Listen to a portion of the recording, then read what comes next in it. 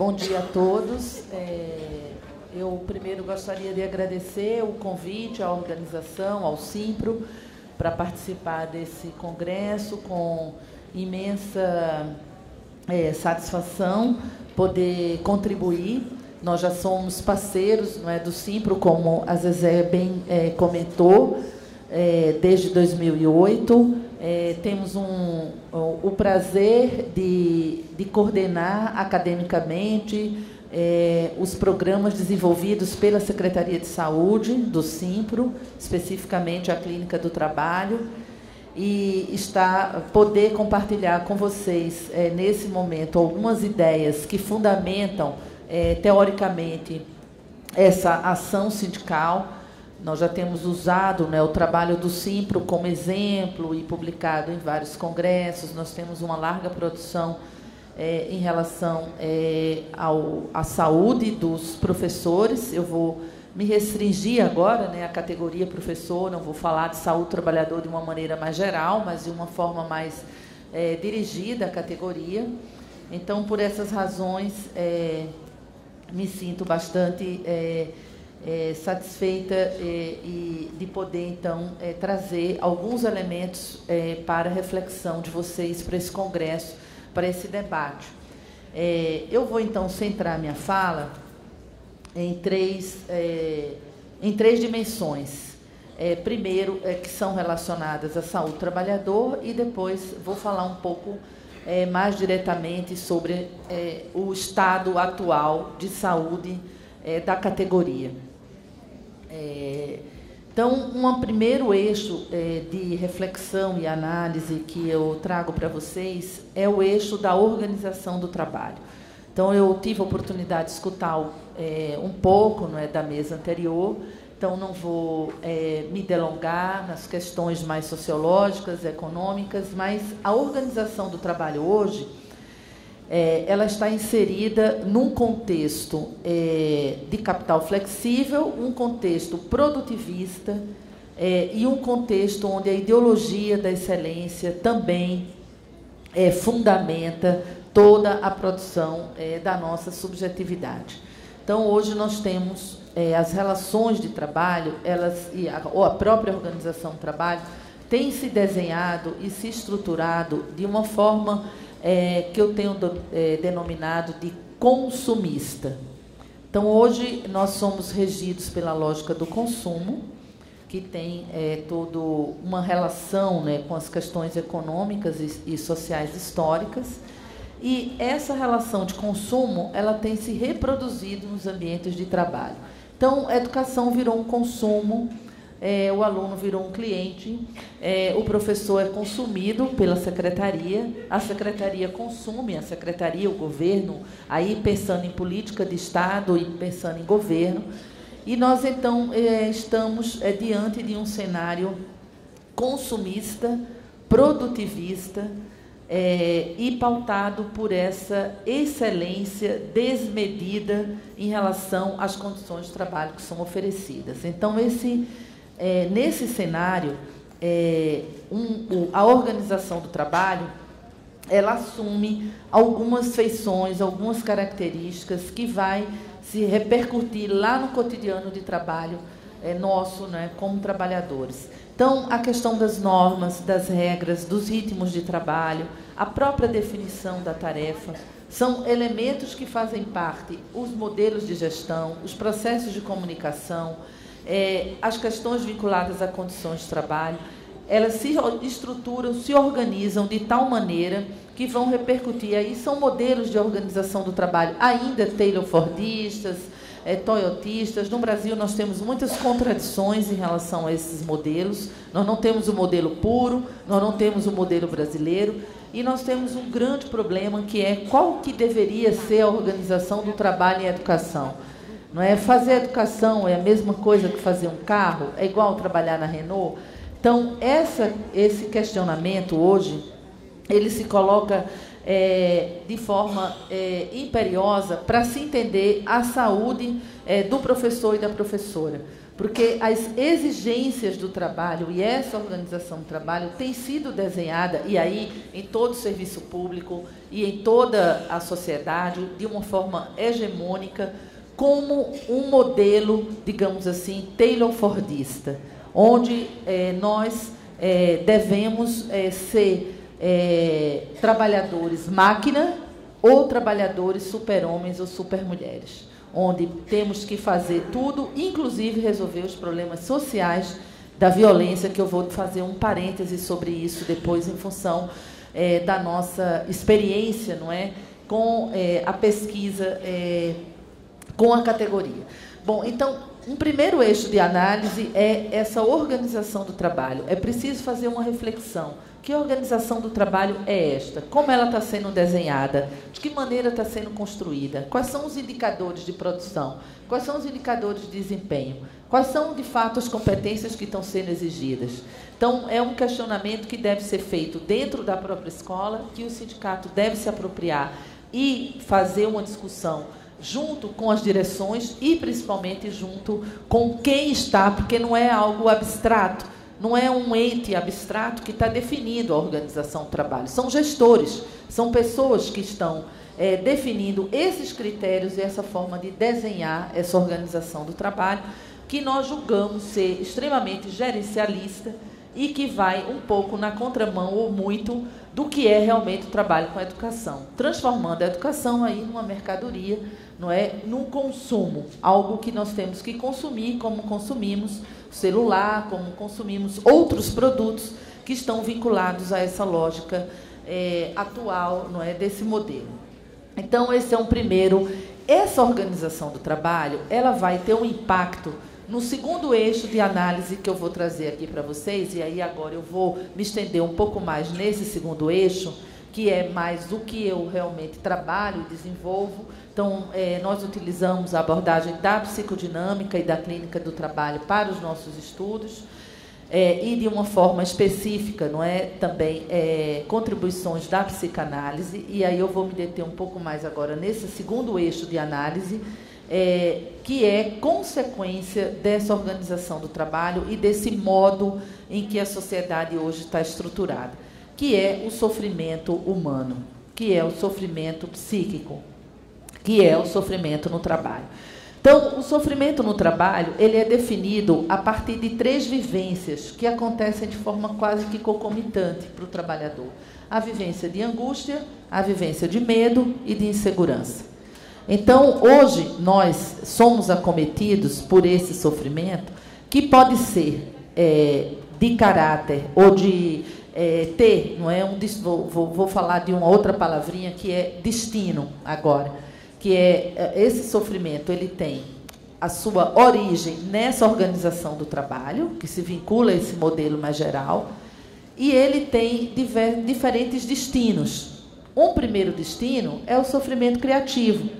É aquele que a angústia, a ansiedade ou o medo vai nos mobilizar para mudar, para agir, para transformar, para fazer. É aquele sofrimento criativo que vai nos possibilitar criar, inovar e poder usar todo o nosso potencial, a nossa inteligência prática, para desenvolver o nosso trabalho. Então, esse destino, primeiro, do sofrimento criativo, é um destino que vai nos levar ao prazer, que vai nos levar à saúde. E aí fica a questão, até que ponto a organização do trabalho está possibilitando esse sofrimento criativo e esse prazer? Bom, algumas condições são fundamentais para que esse sofrimento criativo aconteça. Pelo menos eu vou destacar aqui 3 delas que são muitíssimo importantes, que são como vacinas contra esse modelo produtivista e que vai favorecer esse sofrimento criativo e esse prazer. Primeiro, espaço público de discussão. Poder falar sobre o que pensa, sobre o que sente, sobre a organização do trabalho, sobre o investimento, sobre o esforço que é feito nesse trabalho. Segunda condição, estruturação do coletivo de trabalho, que hoje estão sendo desestruturados em função dos processos de avaliação, que são cada vez mais injustos, cada vez mais individualizados. Você passa hoje a concorrer com você mesmo, concorrer com seu colega é o seu maior inimigo do ponto de vista da concorrência. Não sei se a remuneração variada já está sendo discutida, que é extremamente perniciosa para essa competição e para essa desestruturação desse coletivo. Então, hoje nós temos toda uma onda na direção de desestruturar os coletivos e gerar o individualismo, a ausência de solidariedade, de confiança nas relações de trabalho, levando a uma patologia da solidão, do isolamento. Do outro lado, essa é a vacina contra esse mal, é a estruturação do coletivo. E aí o sindicato tem um papel importante, os delegados sindicais, na mobilização desses coletivos, mas também os gestores e todos que fazem parte daquele ambiente são atores que podem buscar estratégias para mobilizar e criar esses espaços de discussão, fortalecer esse coletivo de trabalho. E a terceira dimensão favorável a esse sofrimento criativo e esse prazer é o reconhecimento no trabalho. E aí sim, a categoria hoje sofre desse mal. Nossas pesquisas, nosso trabalho no Simpro, os dados que nós tivemos, não só na pesquisa quantitativa, mas a pesquisa qualitativa, e todos os professores que nós estamos atendendo hoje, eu atendo de uma forma indireta, porque eu faço supervisão dos meus colegas psicólogos que fazem esse atendimento, que faz esse trabalho de escuta clínica desse sofrimento. São colegas de vocês que estão acometidos por patologias como sobrecarga, burnout, síndrome do pânico e, principalmente, depressão. Então, eu vou me focar agora em dois elementos importantes e que têm uma relação direta com a categoria, que é a falta de reconhecimento, gerando esse sentimento de angústia, de medo, de insegurança. Esse sofrimento não tendo um destino criativo, porque falta espaço de discussão, falta fortalecimento do coletivo de trabalho, e se agrava porque o professor hoje não se sente reconhecido do seu investimento, do seu esforço para que aquele aluno aprenda, não tem um reconhecimento hoje da instituição, dos colegas, e muitas vezes dos próprios alunos, que têm uma série de problemas sociais, que eu vou daqui a pouco apontar. Então, se articulando, aí vocês vão vendo o nível de agravamento da saúde, se articulando esse modelo consumista, essa lógica, com uma organização do trabalho taylor-fordista, com os problemas sociais que invadem a escola, com um sofrimento criativo que não tem espaço, porque não existe o reconhecimento hoje, né? É um problema muito, muito grave. O que é que vai restar? Um destino patogênico para esse sofrimento. Então, muitas vezes, o sofrimento ele assume um caminho patogênico. E esse caminho patogênico é que vai levar ao uso de uma série de estratégias, como, por exemplo, o próprio individualismo, o isolamento, a servidão voluntária, a estratégia de convivência, e a banalização do mal, a banalização da violência. Então, são estratégias que são usadas hoje por várias categorias e que também é usada pelos professores para enfrentar esse sofrimento patogênico, ou seja, quando o medo, a angústia e a insegurança nos paralisa, não nos faz mais agir e nos mobilizar, mas vai nos gerar uma paralisação e nós, então, passamos a usar essas estratégias para nos defender, nos proteger, e elas podem ter consequências nefastas como a apatia, o isolamento, a passividade, o próprio individualismo e essa desbanalização da violência, a banalização da violência. Então, a tudo isso ainda se agrega mais um outro elemento que também tem acometido muito a categoria, que é o sentimento de desamparo. Então, o desamparo provocado não só... Eu gostaria de pedir, a plenária um pouco mais de silêncio, para que a gente possa, realmente entender a tamanha importância dessa palestra.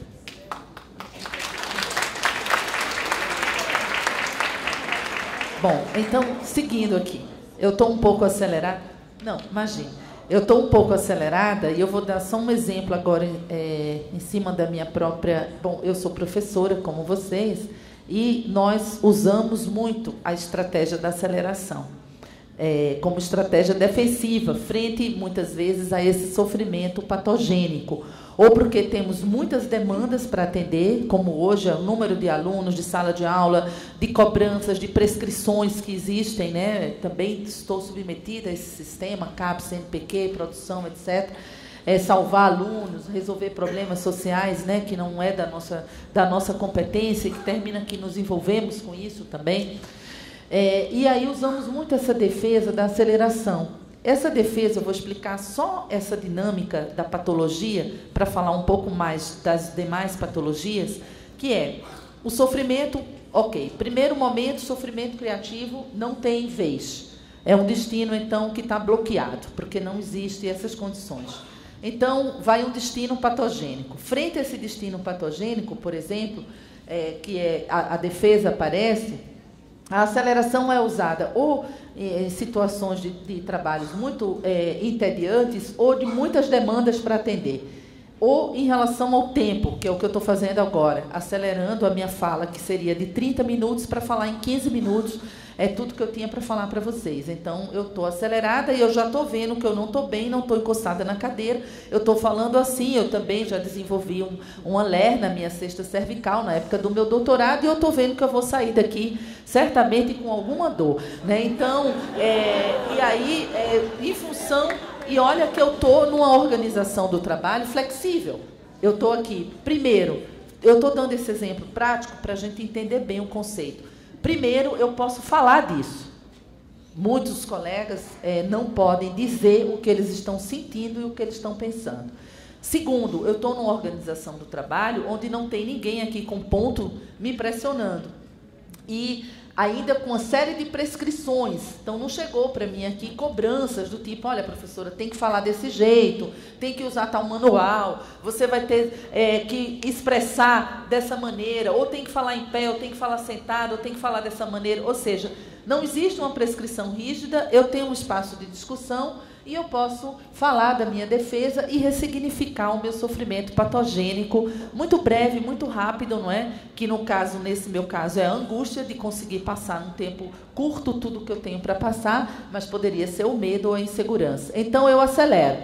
Então, a aceleração é uma defesa, e toda defesa ela vai servir para nos proteger e para que o trabalho saia, mas elas, quando são usadas de uma forma frequente, todo dia, o dia todo, e para todas as situações, ela vai se transformar numa patologia, que seria, no caso dessa estratégia da aceleração, a patologia da sobrecarga. E aí a patologia da sobrecarga vai gerar problemas osteomusculares, vai gerar problemas vinculados a burnout, a estresse e todas as ites, dermatites e etc., e gastrites e ites todas das doenças psicossomáticas. Então, eu expliquei para vocês de uma forma muito breve, com um exemplo prático, não é? Da minha prática, que é a mesma prática de vocês, não é? Então, estou aqui, falo desse lugar, né, como professor. Então, como que uma defesa pode ser usada? E aí vem uma questão muito importante, que é como essas defesas são capturadas pela organização do trabalho e são usadas para explorar mais o trabalhador e para que esse produtivismo ele aconteça. Então, a aceleração, eu estou insistindo muito nessa defesa, porque eu gostaria imensamente que nenhum de vocês que estão aqui nesse auditório adoeçam. Não gostaria jamais que nenhum de vocês sejam os nossos pacientes da escuta clínica do sofrimento, porque a nossa proposta e a proposição do Simpro é de prevenção, é de promoção da saúde, é de proteção. Então, essa é uma armadilha muito fácil de cair, porque quando nos aceleramos, somos considerados máquinas, somos considerados os melhores. E aí, com isso, buscamos muitas vezes o nosso reconhecimento da forma que os dispositivos organizacionais nos oferecem, e que, às vezes, são dispositivos muito... que vão nos prejudicar, não é, o nosso corpo e o nosso psiquismo. Bom, dito isso, deixa eu voltar aqui para a minha didática, então, uma primeira categoria, organização do trabalho, sofrimento, destino criativo, destino patogênico. E aí, dois agravantes nessa problemática que eu gostaria de ressaltar aqui. Primeiro, como eu dizia, esse sentimento de desamparo. O desamparo do governo, desamparo de políticas públicas, desamparo institucional, desamparo, muitas vezes, do sindicato. Não é? Então, desamparo do sindicato em que sentido? Às vezes, essa área de saúde, essa discussão sobre saúde, ela ganha um segundo plano, ela fica como um pano de fundo. Eu compreendo, porque as questões econômicas, políticas são fundamentais para o sindicato, mas é preciso haver, não é, uma ocupação, uma atenção, não é, dar um valor a isso aí. Por quê? Porque é serviço, a educação é um serviço prestado à universidade, à sociedade, assim como à universidade. Então, eu falava um dia numa reunião também sobre os policiais, tenho trabalhado muito com a categoria policiais, profissionais de educação e também bancários. Falava que se o profissional está doente, e aí nós temos hoje um presenteísmo no ambiente de trabalho, que é trabalhar doente, porque tirar atestado é mostrar uma fragilidade, vai ser mal visto, vai ser excluído, não está aguentando, não está sendo resiliente o suficiente. Então, vergonha, porque ainda nós somos regidos pela disciplina da fome e da vergonha, como escreveu o Marx. E essas duas disciplinas geram um comportamento que é a servidão voluntária. Então, nós nos submetemos, muitas vezes, voluntariamente, em função dessas duas disciplinas, da vergonha e da fome, e aí articula-se o social e o psíquico, provocando, né, uma série de efeitos depois prejudiciais. Então, como eu dizia, o professor que está em burnout, que está estressado, que está vivendo, que está em depressão, como que fica a qualidade desse trabalho? Como é que fica a relação com os alunos? Quer dizer, lá a sociedade vai ter uma consequência, não é? Se a gente não cuidar da saúde daqueles que cuidam, né, dos serviços que são importantes para a sociedade. Bom, então, uma questão é essa que eu discutia, que é a questão do desamparo. E hoje, a organização do trabalho, ela tem acessado o nosso desamparo primário. Nós, seres humanos, somos os únicos que, se ninguém for cuidar de nós quando nascemos, morremos. Não é igual aos outros animais. Ou seja, nós somos um ser social e nós somos um ser dependente do outro, para cuidar, para nos reconhecer, para nos referendar. E, hoje, esse desamparo primário, que faz parte de toda a condição humana, ele está sendo muito mobilizado pela forma como essa organização do trabalho tem sido desenhada, ou seja, nos trazendo um sentimento de solidão, e aí de isolamento, de vulnerabilidade. E, com isso, muito mais fértil fica o terreno para as práticas de assédio moral e para esse adoecimento. E aí, com isso, aí eu vou trazer mais um elemento, eu já vou tentando ir aqui para o meu final, que é a problemática da normotização das práticas de violência ou dessas práticas produtivistas dentro das organizações. Ou seja, dizer que é normal. Por isso que eu falava da desbanalização do mal. Então, hoje, é normal praticar assédio moral, é normal violência, é normal desrespeitar. Então, há uma normopatia, não é, em relação aos sintomas patológicos que acometem hoje os ambientes de trabalho, que vai sendo sustentado por uma servidão voluntária, em função, inclusive, do uso abusivo do poder, fazendo com que não haja a mobilização dos coletivos de trabalho, fazendo com que não haja mais, não é, trabalho, não é, de indignação com o que está acontecendo. Então, eu vou falar agora de um outro destino possível para o sofrimento, e é esse que eu espero que vocês deem, que o Congresso ajude, que é o sofrimento ético.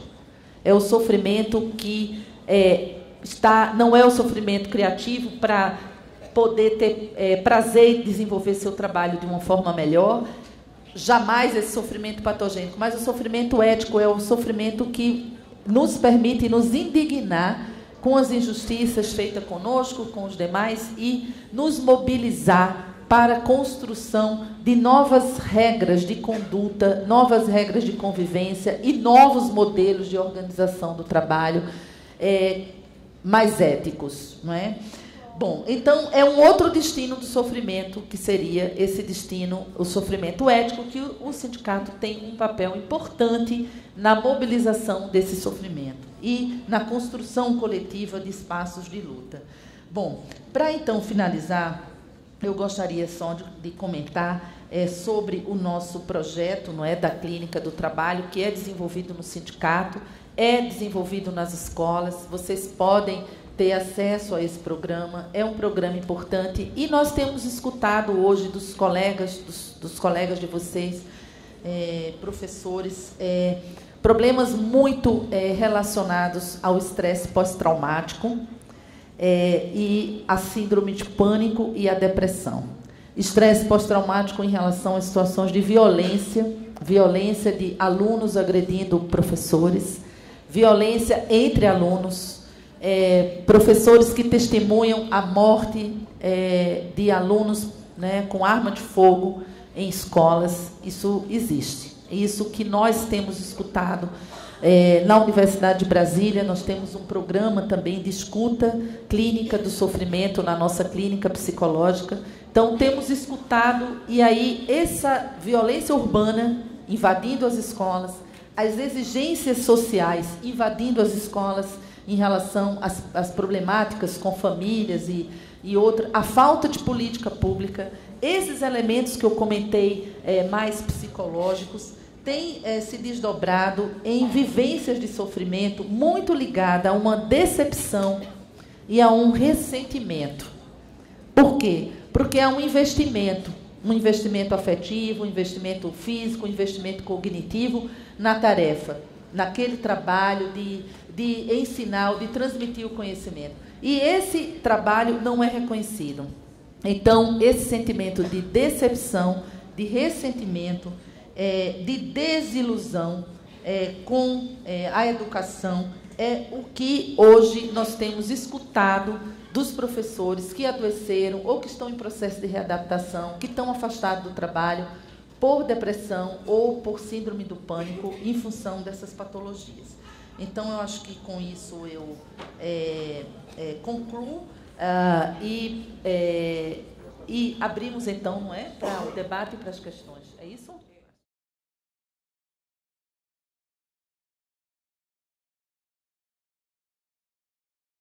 De ensinar.